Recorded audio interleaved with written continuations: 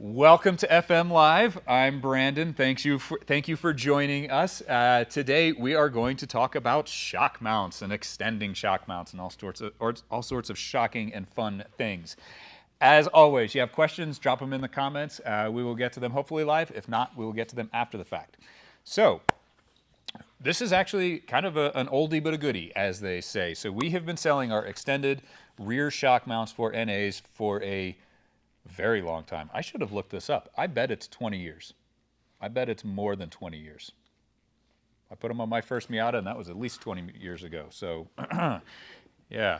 Anyway, so why do you need extended rear shock mounts? You want it because you want to correct for the compression travel. So a common misconception is that these give you more wheel travel. That's actually not true. They do give you more compression travel when you lower your car. So let's see how I'm going to explain this. So what happens is that when you lower your car, you basically decrease the distance from here to the top of the shock. So what that means is that now your shock has more room to droop or come down and less room to go up and compress. So you get more droop travel and you get less compression travel, but you have the same overall travel. So why does that matter? Well, both compression and droop are very important, but you want to have them roughly equal. And you can see your butt is here and your rear wheel is here, so very close to each other. So you're going to feel every time you hit the bump stops on that rear end, particularly if you still have these stock NA bump stops, which are terrible, and not our upgraded bump stops that we use actually for all 4 generations. So that's a big thing right there. So basically what happens here, this is a stock shock mount. So you can see the distance from where the spring seats to where the top of the shock shaft seats is that far, however far that is. What is that, like inch or so? And then on this one, it's quite a bit farther. So again, we're looking at the distance from where the spring seats to where the top of the shock shaft seats. So by changing this dimension right here, we are giving the wheel more compression travel. Excuse me. And that is only a thing that you want when you have lowered the car, because again, you've kind of reset where the car is, where the suspension is in its travel.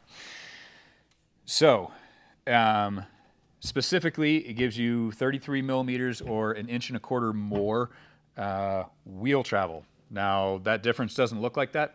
You're right, good eyes.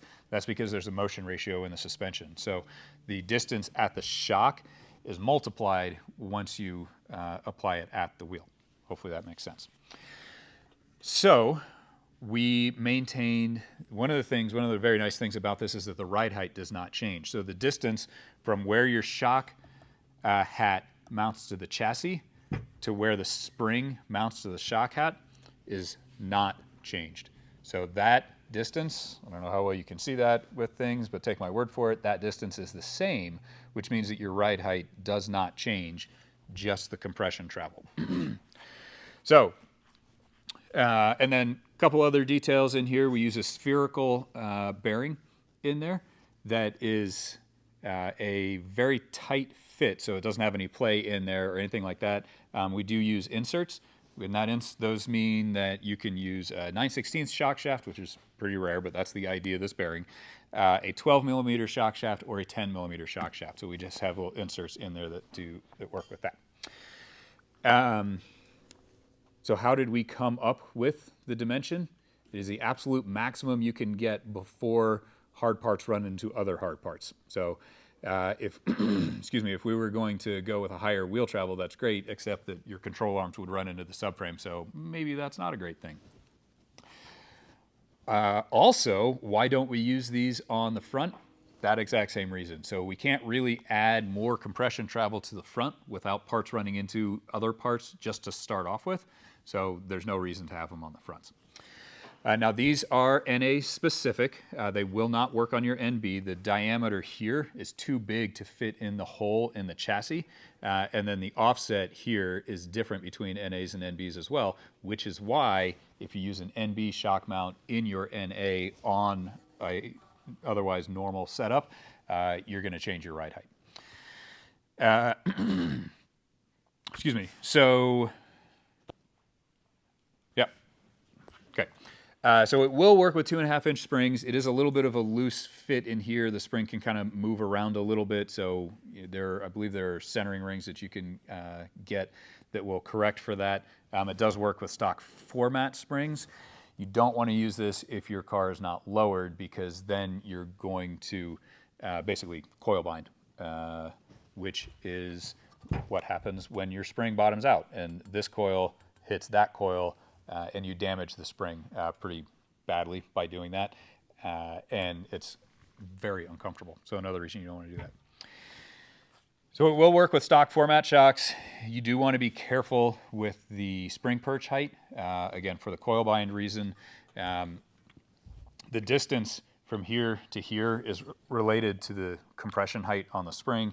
So if you start messing with that, you can get into coil bind. So you want to be careful with that. Really, buy one of our stage 1.5 or 2.5 suspension kits, because everything is right and it works perfectly together.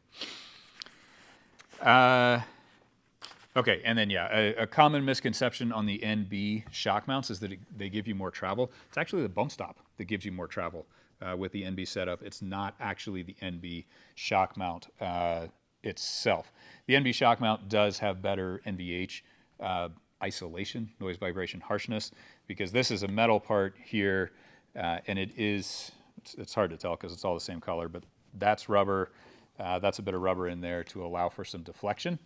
That's why we have the spherical bearing in there. The NB just does it with more rubber, so it's a little more wobbly, I guess, but really it just isolates the vibration a little more. So that is my spiel. So questions, again, you have them, drop them in the comments. We will get to them. We got some ahead of time. Why are they blue? They are blue because that is our official corporate color. So things are blue if they're anodized. Ask the marketing people, I don't know. Are they different than the purple ones? Probably not. The design has not changed in a very long time. However, the design has changed. So if you have very, very, very early ones, they may look a little bit different. They may have bolts across the top as opposed to down inside of there, but fundamentally, no, they haven't changed. Specifically, what models and suspension will they and won't they fit? Yeah, that's not a question I can answer. I can tell you that they will work with most stock format shocks, probably all stock format shocks. They will work with lowering springs. Again, you want to be careful with coil bind. So if you have a lowering spring on a stock format shock, they'll probably work just fine. If you have a stock spring on a normal shock, they will not work. That's not a good option for you. And if your shock body is a different length, then that can get a little fuzzy as well. So that's why I say a stock format shock. They should work with all of those. So yeah, so let's see. Next question, good segue. Will these work with my FM Max or Fox coilovers? Why not? Excuse me, they won't, because they're not needed. So what we've done with both of those setups is that the shock body is shorter so that it accounts for a lower ride height to start off with and does not require an extended top mount to get the same effect, if that makes sense. So since we designed, excuse me, the Fox certainly from the ground up, the VMAX kind of sort of, but they are both designed for lower ride heights, so they are centered. Again, even compression and droop travel, they're centered around a lower ride height, so they already have this benefit built into them. So you don't need them because it would be redundant. Okay, why won't these work on my NB? Again, same thing. This diameter is too big, and then this dimension here, spring seat to shock mount on the chassis, is different, so they will not work on your NB. Will you ever offer something similar for coilovers? No, because if your coilover needs it, you should have gotten our coilovers because they don't need it. So they're built correctly with the right geometry from the get-go, so it's simply a redundant, pointless, and very possibly detrimental thing. So you don't need it. Will you ever offer these for other generations? NB possibly, yes. For later generations, they're not necessary. I should have grabbed an NC shock mount, but it is comical if you've never seen one. It's about this tall. So basically the entire shock, the shock top sits kind of here, but is all the way up to here height-wise because they're so deep. So all the travel is basically in the shock mount itself. It's just a kind of a cartoon version of this. Excuse me, for the ND. They've already maximized the wheel travel, they being Mazda, have already maximized the wheel travel in there to start off with. So there's no additional room to go. Again, that kind of goes back to, on the front, we can't do this because your hard parts are gonna run into each other. On the rear, we actually can because there's room for those control arms to go up a little more. So that's the deal there. Can you clarify what you mean by a stock format shock? Stock format shock is something like a Koni Sport is a stock format shock. So the spring perch is in the same location as your stock shock. If it's I mean, this one is adjustable, but there is still that. The shock body is the same length. The shock shaft, its protrusion is the same length, that kind of stuff. That's what I mean when I say a stock format shock. A VMAX is not a stock format shock. A Fox is not a stock format shock. A Koni STRT is a stock format shock, but this is only good for cars that have been lowered, and we're not lowering cars unless we're increasing the spring rates, right? Because when we lower a car and we don't increase the spring rate, all you do is make your ride garbage and make it so that you are constantly on the bump stops. So do it the right way, not necessarily the cheap way, if that makes sense. So hopefully that answers the question. Another one? What length bump stop do you generally use with these? So we use our standard bump stop, which I believe is a 54 millimeter bump stop. So, and it's a good bump stop. This is not a video about bump stops. Short version, this is an excellent bump stop. So, okay, any more last minute questions? Yes? One more. So does it matter if you have an NB subframe and or control arms with these mounts? No. That shouldn't matter at all. Same deal. You do have to, this will only work with the NA chassis, but it doesn't matter what subframe and control arms you have. Any more last minute questions? Keep jumping in under the wire. Okay. All right. Well, my closing spiel then. Thank you as always for stopping by. If you like this, like, comment, subscribe, all that fun stuff. Click that big old thumbs up.